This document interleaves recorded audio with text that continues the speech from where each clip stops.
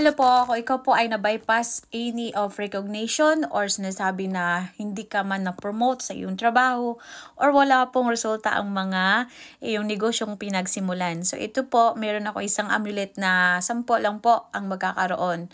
And this one is no repeat. Okay? Ito po ay jumpstart sa wealth luck mo at saka sa recognition. So, ibig sabihin, pwede siya sa mga baguhan sa negosyo, pwede siya sa matagal na sa negosyo, pwede din siya sa matagal na sa trabaho. At ito po, talagang makakaipon ka and wala akong masabi dito. As in, suotin mo lang. Hilingan, bawal siya ligo, bawal siya tulog. Ang bawal dito is malagay sa sahig.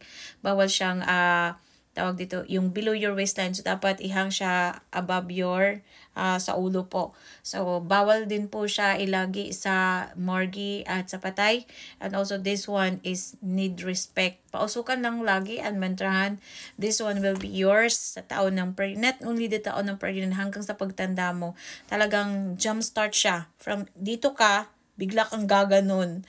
So, sa mga tao lang po na gusto magsimula. So, this one is a kind of investment na never mo pa. And this is the last one na pwede ko ipamana sa inyo sa amulet po na super, super malakas.